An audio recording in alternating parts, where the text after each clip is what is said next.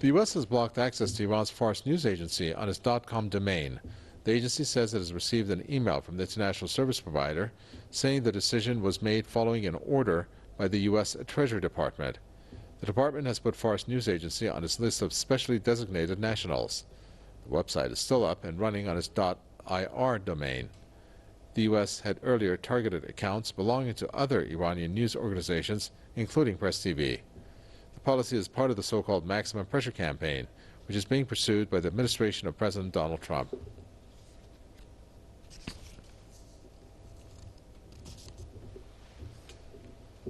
Mustafa Khoshchesh, editor-in-chief at Fars News Agency, joins us now. So this news obviously is another reflection of what the U.S. is doing in terms of stifling, in the bigger picture, free speech. What is your reaction upon the U.S. move here? Hello, thanks for having me. Well, it's completely clear that Donald Trump, that has been notorious for his violation of human rights and his lack of respect for value, the Western so-called values of democracy, human rights, and freedom of expression, he is showing ultimate and maximum disrespect for the freedom of expression. This shows, of course, that they started wars in this region in pursuit of such notions and values that they claim to be after, like human rights, like freedom of expression and democracy.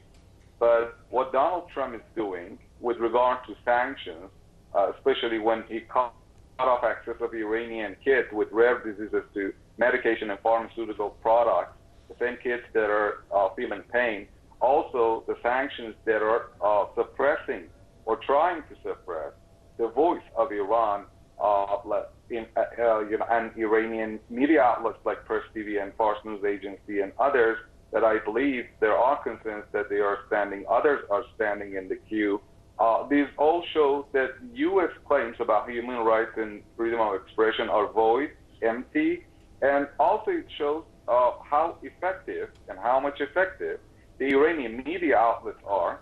A couple of years ago, the Foundation for Defense of Democracy, that's the FDD, that's the most favorable think tank for Donald Trump, offered him a new set of sanctions on Iranian media outlets. It was believed that Donald Trump would, give it a second thought before he discloses the United States disrespect for freedom of expression by sanctioning these media outlets that included Fars, IRIB, the Iranian state-run TV, Eýrana, the Islamic Republic News Agency, and others. But now it's widely believed that they are after all highly visited Iranian media outlets, both in area of news as well as others.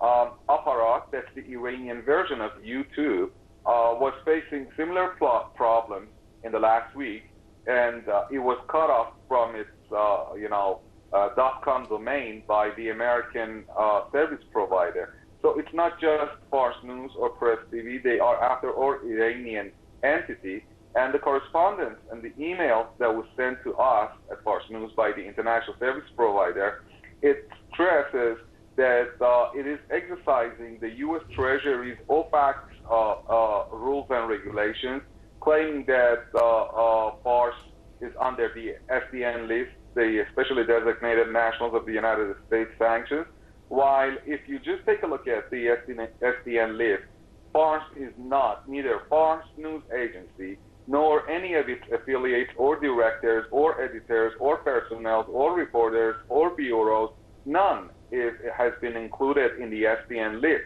This is, even a violation of the United States illegal sanctions, the sanctions that are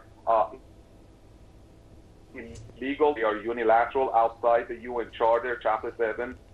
They are illegal per se, but still, it's another violation of their own rules and regulations, just to punish the Iranian media outlets for shouting their independent voice. Now, it's very much, a big question. If the Western media outlets would criticize Donald Trump and the U.S. administration for this antagonistic and hostile move against freedom of expression. We should wait and see if they really say anything about it or not.